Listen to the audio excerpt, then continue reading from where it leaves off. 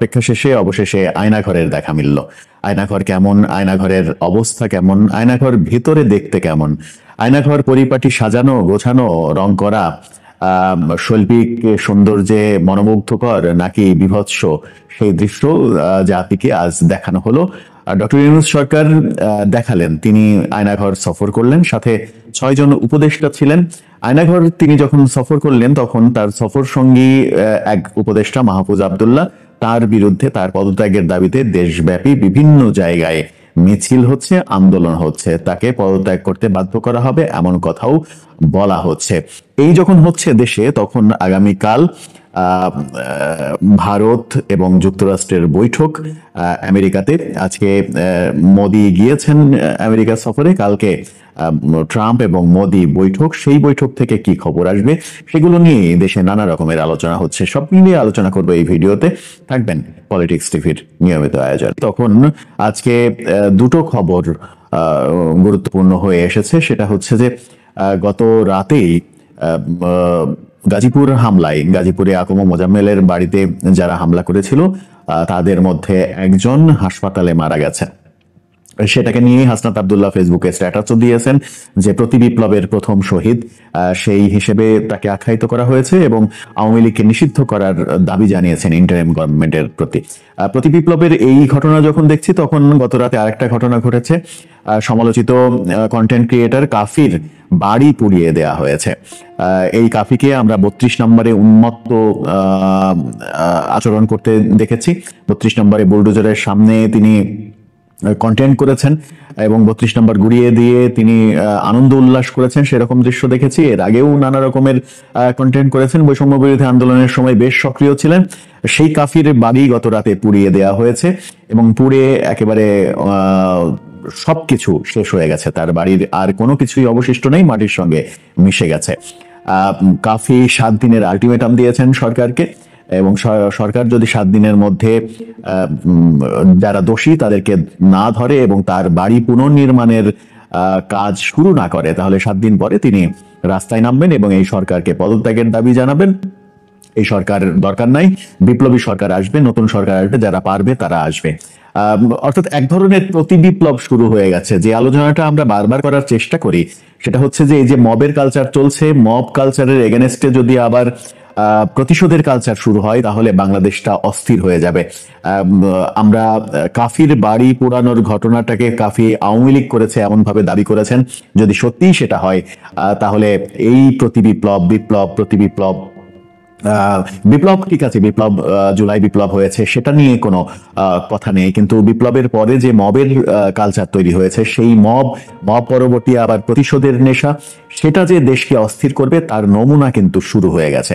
এখন আমাদেরকেই সিদ্ধান্ত নিতে হবে যে আমরা সুস্থতার পথে থাকবো নাকি এইভাবে আক্রমণ প্রতি আক্রমণের পথেই থাকবো এবং দেশকে অস্থির করে তুলবো। এরকম ঘটনা যখন ঘটছে তখন আমরা দেখলাম ডক্টর ইউনূস তার উপদেষ্টা অনেককে নিয়ে, 6 জনকে নিয়ে আয়নাঘর দেখতে গেলেন, আয়নাঘর পরিদর্শন করলেন 3টি জায়গায়, মিরপুর, উত্তরা, র্যাব এবং ডিজিএফআই-এর 3টি আয়নাঘর পরিদর্শন করলেন এবং তিনি আরো যত আয়নাঘর আছে সবগুলোই পরিদর্শন করবেন। সারা দেশে নাকি কয়েকশো আয়নাঘর আছে এরকম তথ্যও জানা গেছে।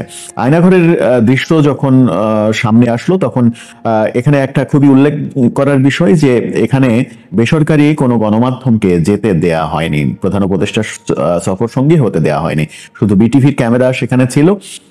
ছোট্ট জায়গা, এই ক্যামেরা, সব ক্যামেরা ঢুকলে 2টো ক্যামেরা আর একটা তাদের সিলেক্টেড ক্যামেরা ছিল, এই ছাড়া কোনো মিডিয়াকে ঢুকতে দেওয়া হয়নি। পরে মিডিয়ার জন্য প্রেস ব্রিফিং এর আয়োজন করা হয়েছে, সেখানে বিটিভির ফুটেজ তাদেরকে সাপ্লাই দেওয়া হয়েছে, বিটিভিতে ধারণকৃত যত ফুটেজ সবগুলোই তাদেরকে দেওয়া হয়েছে এবং প্রধান উপদেষ্টার সাক্ষাৎকার সহ দেওয়া হয়েছে। অন্য মিডিয়াকে কেন যেতে দেয়া হলো না এটা নিয়েও কিন্তু নানা রকমের সমালোচনা হচ্ছে। তাহলে কি সেখানে বিশেষ কোনো কারণ ছিল? অন্য মিডিয়াকে যদি ঢুকতে দেওয়া হতো তাহলে মিডিয়া ভেতরের তথ্য ম্যানেজ করে ফেলতো, এরকম ব্যাপার ছিল? আয়নাঘর নিয়ে সামাজিক যোগাযোগ মাধ্যমে দেখছি প্রচন্ড ট্রল শুরু হয়েছে। আয়নাঘরকে অনেকে একটা মিথ্যাচার বলার চেষ্টা করছেন, সাজানো গোছানো শিল্প নির্দেশকের কাজ, খুবই ভালো আর্টিস্টের কাজ হিসেবে দেখছেন। 6 মাস পরে এত পরিপাটি সাজানো গোছানো আয়নাঘর, 6 মাস সময়ের পরেও ঠিক ভালোভাবে শিল্প নির্দেশনার কাজটা করতে পারলেন না, এমন লেখালেখি প্রচন্ড দেখা যাচ্ছে। একটা ছবি ভাইরাল হয়েছে, আয়নাঘরের যে বাথরুম, সেই বাথরুমে চকচকে ঝকঝকে একটা তোয়ালে ঝুলছে এবং বেশ পরিষ্কার একটা বাথরুম, সেই বাথরুমের হ্যাঙ্গারে একটা তোয়ালে ঝুলছে, যেখানে প্রধান উপদেষ্টা দেখছেন সেই দৃশ্য, এরকম একটা ছবিও ভাইরাল হয়েছে দেখলাম। কিন্তু যত কিছুই হোক, আয়নাঘর কি আদতে মিথ্যা কিছু? র্যাব এবং ডিজিএফ এর টর্চার সেল বলতে কিছু ছিল নাকি?